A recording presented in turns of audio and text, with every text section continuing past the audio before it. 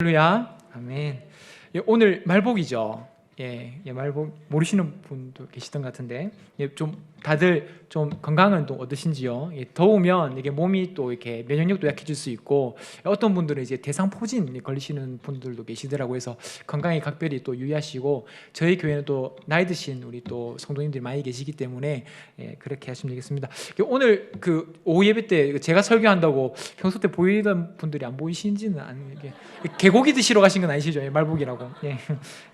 제가 설교할 때는 담임 목사님 설교하실 때보다 더 많이 참석해 주셔야 됩니다. 아멘. 그렇게 하시면 되겠습니다. 이게 왜 이게 그러니까 최근에 제가 제주도랑 어제는 또 SFC 물놀이 갔다 와가지고 피부가 좀 많이 타서 이렇게 열을 많이 받아가지고 정신이 없나 봅니다. 이제 설교 웃으라고 밥 먹고 졸리니까 웃으라고 일부러 좀 시간을 끌었습니다. 설교를 시작하겠습니다. 성도 여러분들은 최근에 좋은 놀이라는 이름이 좀 독특한데 학생 이름을 들어보신 적 있으십니까? 부모와 함께 산에 올라갔다가 실종이 되어가지고 10여일 만에 이제 발견이 된 학생입니다. 최근에 이제 병원에 입원해서 이제 퇴원하고 건강한 모습을 이제 회복하고 있다고 하는데, 실종되어 있는 10여일 동안에 저도 그렇고 제 아내도 그렇고 계속 그 뉴스를 보면서 제발 무사하게 돌아왔으면 좋겠다. 제가 부모도 아닌데 그렇게 계속 마음을 졸였는데, 감사하게도 이렇게 건강한 모습으로 부모의 품에 돌아왔다고 합니다. 참 기뻤는데, 10여일 만에 10여일쯤 되면 부모님들 대부분 이제 복잡한 생각을 한다 하시더라고요. 근데 이제 10여일 만에 자녀가 돌아왔으니까 부모님이 얼마나 기뻤겠습니까? 그래서 자녀가 부모에게 이렇게 무사하게 돌아오면 기쁘듯이 우리 또 하나님 아버지께서 이게 또 정말 탕자처럼 떠나 있다가 철이 없이 이렇게 살다가 정신을 차리고 주님 앞으로 돌아올 때 하나님은 또 엄청 기쁘시겠지요. 우리 다음 세대의 이제 여름 행사가 다 끝나고 이제 그 전의 모습과 지금 우리 또 SFC 있고 또 USPC가 있는데, 그 이후에 전의 모습과는 다르게 기도와 말씀이 열심을 낸다. 하나님 보시기에도 기쁘지만 우리 담임 목사님 또 장로님 또 권사님 보시기에 조금이라도 또 더 잘 예쁘니까 더 잘해주고 싶은 게 아마 마음일 것입니다. 우리도 이렇게 바쁜 일상을 살아가고 있다고 하는 이 시대를 살면서 얼마든지 하나님으로부터 멀어질 수 있는 것이 사실입니다. 그래서 오늘 요엘서 말씀 통해서 여호와께로 돌아오라 라는 제목으로 이게 설교를 들을 때 은혜로운 시간 되시기 바랍니다.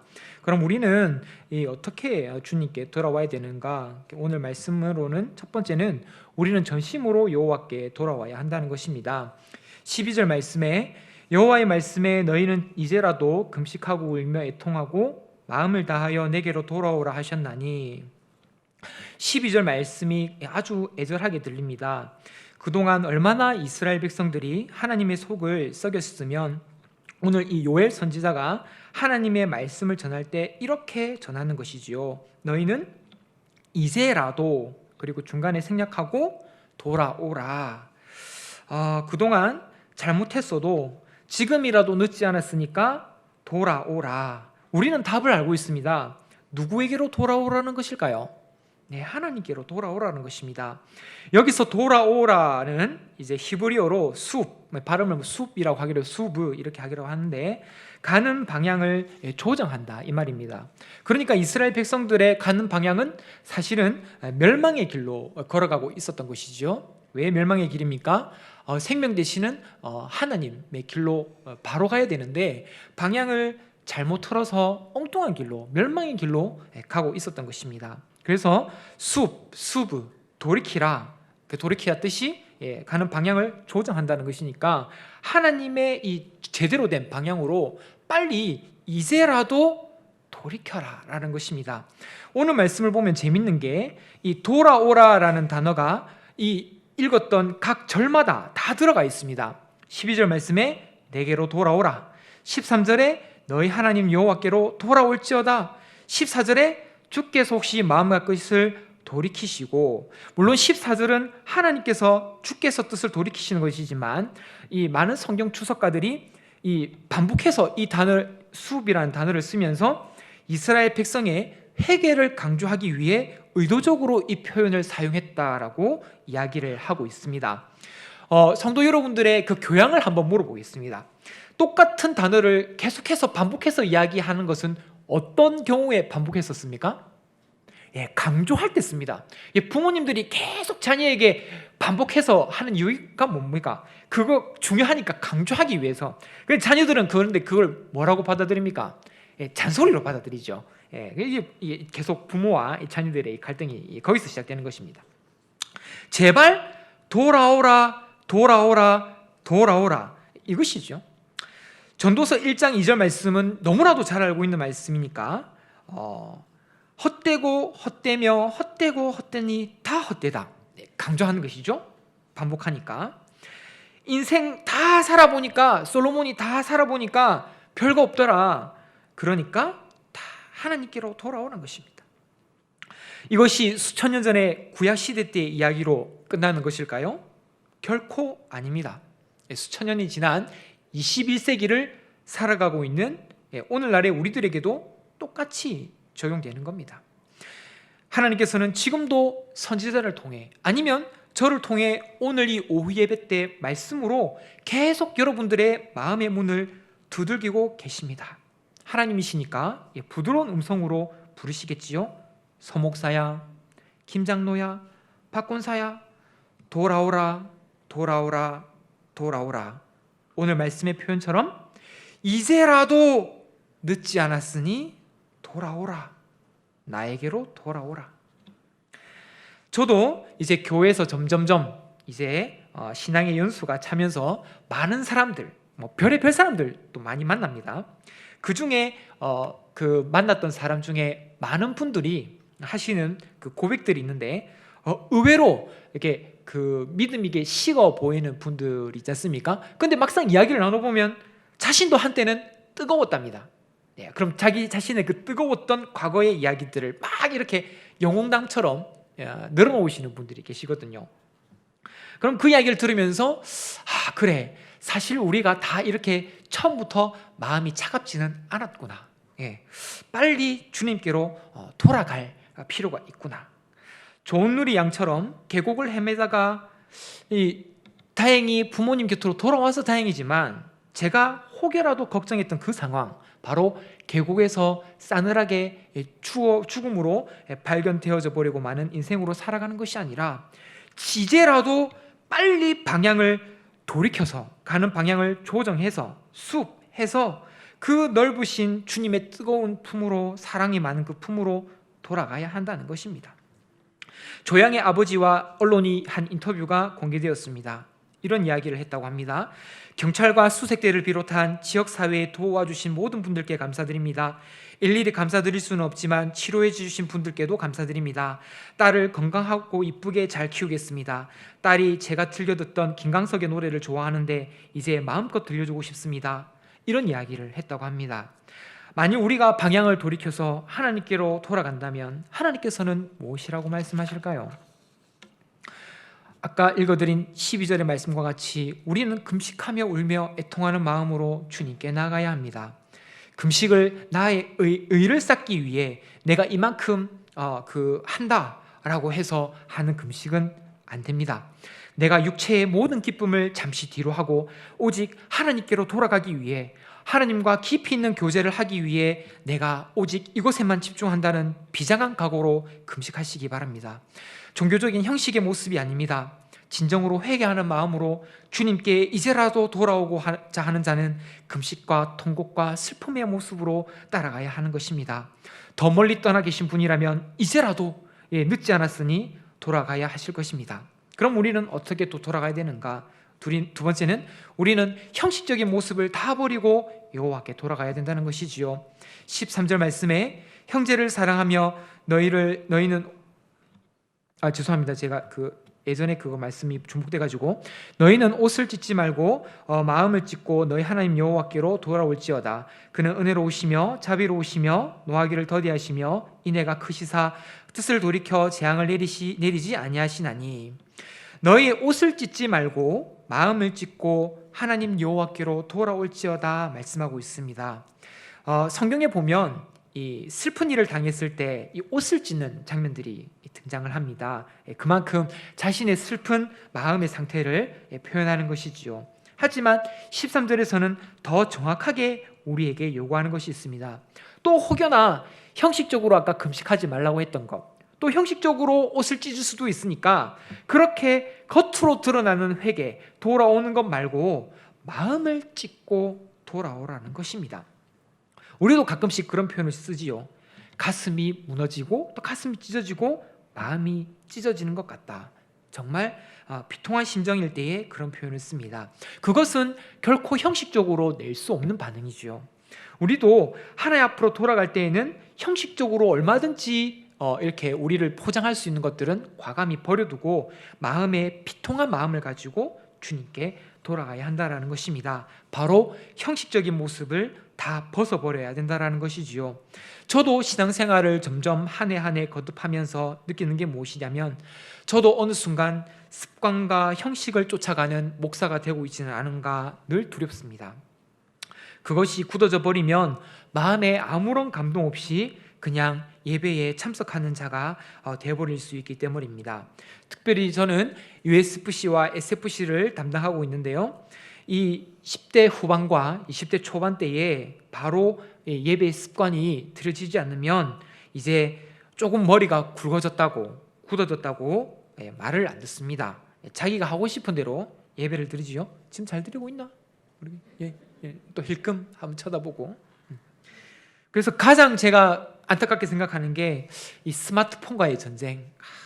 어른들도 쉽지 않지만 사실 뭐 중요한 연락이 와가지고 답장 보내는 건데요 하고 답을 하기도 하던데, 사실 저는 솔직하게 이야기하고 싶거든요. 스마트폰 붙드는 그 순간 사실 그 시간만큼 설교가 귀에 안 들어오는 게 사실 아닙니까? 이 아이들에게 어떻게 예배의 습관을 온전하게 가르쳐 지도해야 될 것인가. 또 약간 좀 엄하게 이야기하면 아까 우리 오전에 목사님 표현처럼 삐졌어요 되고, 또 삐지면 또 이 그 주일학교 맡은 사역에 또 차질이 있지 않아 또 은근 또 걱정되기도 하고, 제가 늘 쓰는 표현처럼 저는 이 간이 작아가지고 온갖 생각이 다 듭니다. 아무런 예배 간격 없이 그냥 스마트폰이 더 중요하고 그렇게 자리에 앉아 있는데, 이 젊은 세대가 하나님 앞에 돌아오라, 이제라도 늦지 않았으니 돌아오라 돌아오라, 언제쯤 돌아올까요? 어느 순간 예배가 형식적으로 변해가고 졸기도 하고 집에 가스밸브 안 잠그고 왔던가, 내일 시험인데 시험 교수님께서 또 선생님께서 출제범위 좁혀줬던 것, 그때 어떤 문제 집어주셨지, 그 순간이 들어오는 순간 이미 설교의 흐름은 끊어지고, 설교가 한쪽 귀로 들어왔다가 한쪽 귀로 나오고, 뭐 자기 위로 삼도 하고 나중에 유튜브로 들으면 되지 뭐 이렇게 또 하시는 분 있지 않나 모르겠습니다. 그래서 참 이 형식적인 예배를 벗어나서 하나님께로 돌아간다는 것이 얼마나 힘들고 또 귀한 것인지 모르겠습니다. 저는 가끔씩 이런 생각합니다. 북한의 우리 그 모습들을 계속 보지 않습니까? 김정은이 또 김정은 또 위원장이라고도 안 했다고 또 뭐라 할까봐, 김정은이 어떤 지역을 방문하면 어떤 일이 일어납니까? 그 지역의 수행원들과 대표들이 다 이제 수행을 하지요. 그러면 그 꼭 빠지지 않는 장면이 있습니다. 혹시 뭐 하는지 아십니까? 김정은이 막 이렇게 이야기할 때 메모하거든요. 막 하나라도 진짜 그 빠뜨릴까봐. 근데 저는 그 모습을 보면서 솔직하게, 저 뭐 생색내게 하는 건가, 보여주기 식인가, 아니면 혹시라도 한 글자라도 놓쳐가지고 제대로 그걸 행하지 않으면 아우지 탄강에 집어넣으니까 그게 두려워서 아마 저렇게 하지 않을까, 저는 추측을 그냥 제 머리로 그렇게 합니다. 그 인위적일 수 있고 강압적이라 생각하는데, 저는 이제 또 생각하는 게 하나님의 말씀을 듣는 우리의 자세는 그럼 어떻게 돼야 되는가. 그냥 뭐 담임 목사님이 설교하는 거다, 아니면 서기철 목사님이 설교하는 거다, 이렇게 생각하면 인간적인 것으로 생각하고 그냥 뭐 이렇게 들을 수 있는데, 지금 이 강단에서 선포되는 것이 하나님 말씀이다, 이렇게 생각하면 어떠신가요? 그래서 저는 뭐 제 자랑하려고 하는 이야기가 아닙니다. 저도 그런 좀 가치관이 박혀 있어서 그런지 어떻게든 좀 한 자라도 안 빼먹고 하나님께서 지금 나에게 하시는 말씀이다 생각하고 받아 적을 수 있을까를 좀 고민합니다. 그래서 적극적으로 진짜 막 달려드는 것이죠. 그래서 베레아 사람 어떻습니까? 옛날 성경의 표현에는 신사적이어서, 그런데 최근의 성경 개역개정에서는 마음이 너그럽다. 근데 그 과정이 도전되고 아름답습니다. 간절한 마음으로 말씀을 받고. 베레아 사람이 좀 도전이 되십니까? 2000년 전들의 사람인데, 2000년 전의 사람들인데, 그리고 날마다 성경을 상고한다. 형식적인 예배에서, 형식적인 신앙생활에서 탈피하고 계십니까? 아니면 설교가 한쪽 귀로 들어와서 한쪽 귀로 나가고 있는지, 아니면 한 글자라도 놓칠세라, 그리고 베레아 사람처럼 부드러운 마음, 간절한 마음 가지고 날마다 상고하기 위해서 그렇게 적극적으로 달려드는가? 세상 가운데서 살아가는 자세, 겉은 그리스도인인데 속은 하나님께로 돌이키지 않고 여전히 이중적인 모습으로 살아가고 있지는 않으십니까? 이런 외식하는 자를 향해 구약의 뿐만 아닙니다. 요엘 선지자만 이제라도 늦지 않았으니 돌아오라 말하는 것이 아니라 신약 시대의 예수님마저도 이 형식적인 신앙의 모습을 강하게 꾸짖습니다. 마태복음 23장, 이 24장 제목 자체가 그냥 서기관들과 바리새인들을 꾸짖으시다, 이게 제목입니다. 그리고 제가 강조하는 것은 반복한다 그랬지요. 23장 13절 화 있을진저 외식하는 서기관들과 바리새인들이여, 15절 화 있을진저, 16절 화 있을진저, 23절 화 있을진저, 27절 화 있을진저, 29절 화 있을진저. 목사님 고마하시죠? 많이 묻다 아닙니까? 그거 무서운 거 아닙니다. 그 외식한 자들이 얼마나 무서운지. 그 이후에 반응 뭡니까? 서기관과 바리새인처럼 외식하지 말라는 겁니다. 저도 이 설교를 준비하면서 얼마나 부끄러운지 모릅니다. 나는 하나님께 얼마나 외식하며 살아가고 있는가? 나도 이제 목사니까 성도들에게 그래도 목사의 그 모습으로 거룩한 척, 그리고 외식하는 척, 그렇게 하는 모습은 있지 않았는가? 그래서 저도 아이고, 목사님은 이 설교하면서 우리 보고는 맨날 돌이키라 하고 자신은 뭐 안 돌이키라 하고. 아닙니다. 저도 이 설교를 고치고 오타는 없나, 또 잘못된 거 없나 계속 보면서 기철아, 네가 먼저 돌이켜야 된다, 네가 먼저 돌이켜야 된다, 화 있을진저 계속 이게 제 마음에 와닿는 겁니다. 그래서 저도 지금 몇 가지 부분에서 돌이킬 것들이 보이는데 빨리 이제라도 돌이켜야겠다. 제 스스로가 먼저 주님 앞에 부끄럽더라고요.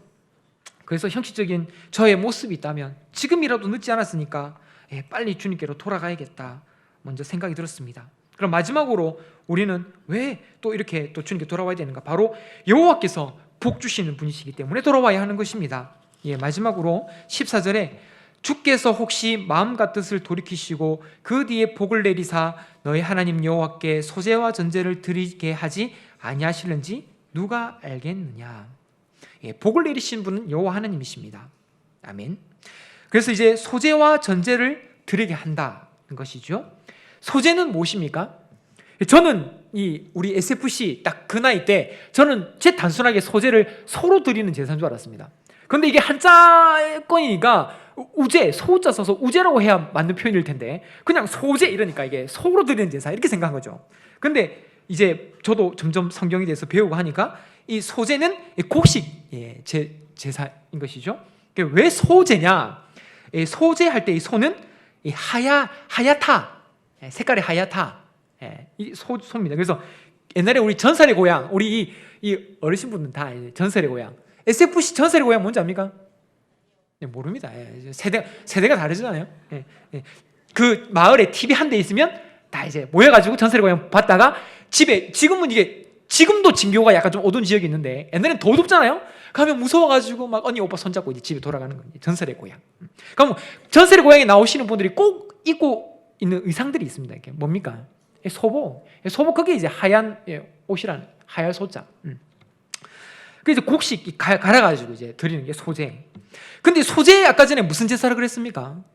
곡식으로 이렇게 제사인데, 그럼 곡식 드리려면 제사로 드리려면 뭐가 있어야 되죠? 당연히 곡식이 있어야 되죠. 곡식은 그냥 생깁니까? 아닙니다. 하나님께서 다 이 날씨와 또 물과 그 이스라엘은 제가 최근에도 보니까 여전히 물 부족 국가거든요. 이 이른 비와 늦은 비를 적절하게 가지고 풍년해서 딱 해야 소재를 드릴 수가 있습니다. 자연 하나님만 바라볼 수밖에 없죠.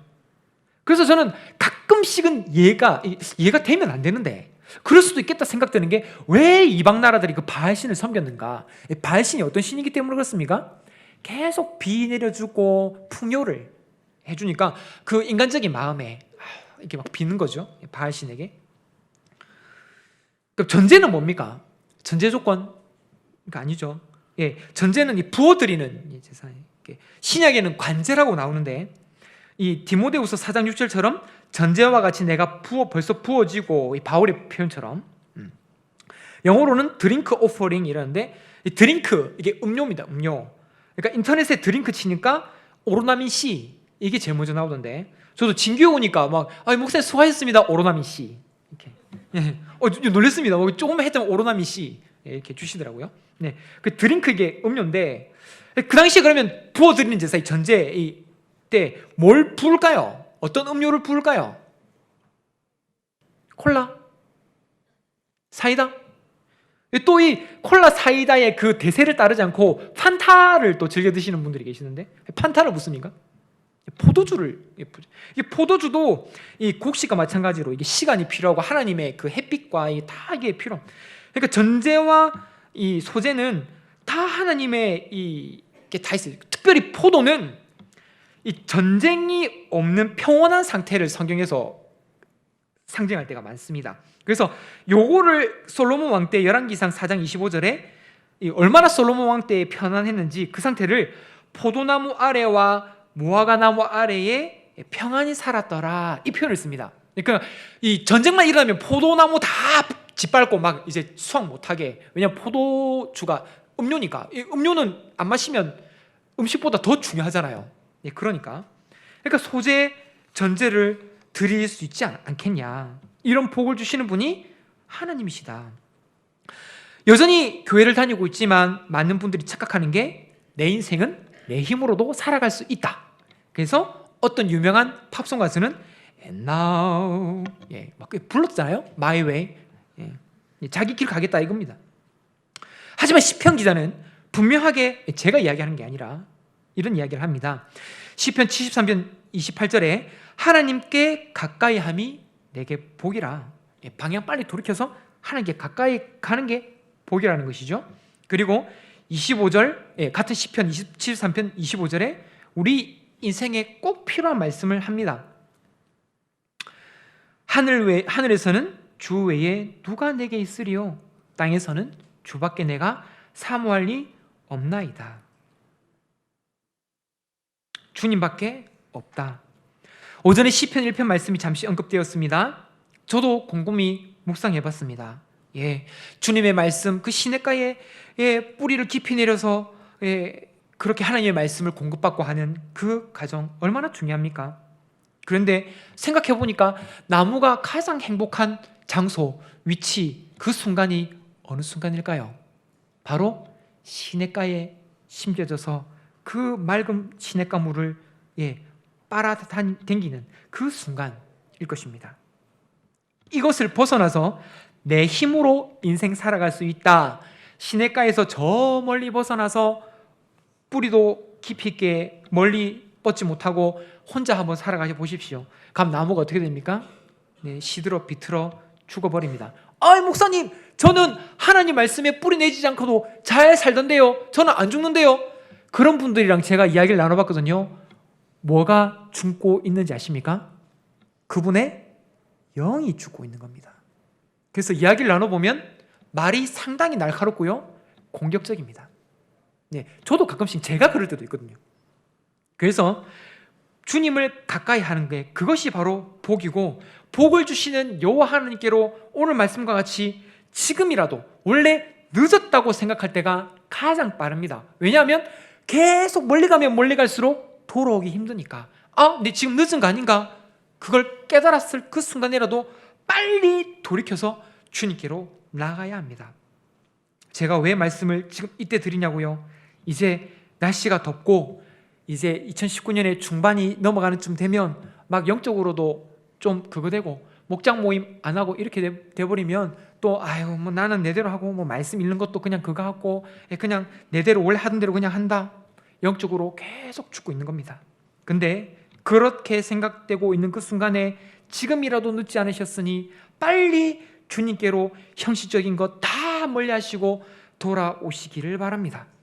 아니면 그 시냇가에 나무가 뿌리 내리고 물 공급받을 때가 사실은 가장 복되고 행복한 순간인데 내 힘으로 살아갈 수 있는데요, 알고 보면 영적으로 다 말라 비틀어져서 공격적이고 조그만한 외부의 충격에도 흔들려 버려서 하나님으로부터 떠나 그냥 자기 하고 싶은 대로 다 살아가시는 분들, 그분들 보면 정말 안타깝습니다. 네, 하나님과 교제하는 것이 가장 큰 복인데 또 우리는 그렇게 지음받았는데 계속 그것으로부터 멀어지는 인생을 사는 게 행복이라고 생각하시는 분들은 지금이라도 빨리 돌이키시기 바랍니다. 그러므로 사랑하는 진교교회 성도 여러분, 우리는 지금 어떠한 방향으로 나아가고 있는지 살펴봅시다. 돌이키다, 그 수비라는 단어의 그 원어적인 특징, 가는 방향을 조정해서 지금이라도 늦지 않았으니 주님께로 방향을 돌이킵시다. 좋은 누리 양이 건강한 모습으로 부모의 곁으로 돌아왔을 때 그 부모의 간격이 너무나도 컸던 것처럼 우리도 지금이라도 늦지 않았으니 주님께로 방향을 돌이켜서 돌아온다면 하나님께서는 어떤 마음으로 우리를 반겨주실지 생각해 보십시다. 전심을 다해 나의 모든 형식적인 신앙생활을 다 벗어버리고 나에게 참 생명과 안식을 주실 수 있는, 나에게 유일한 복의 근원이 되실 수 있는 바로 유일하신 여호와 하나님께로 나의 삶의 전부를 모두 다 돌이킵시다. 그리하여서 하나님께서 주시는 복을 풍성히 누리며 기쁨의 삶을 살아갈 수 있는 모든 진교교회 성도 여러분들이 다 되시길 주님의 이름으로 축복합니다. 아멘. 우리 시간 기도 제목으로 함께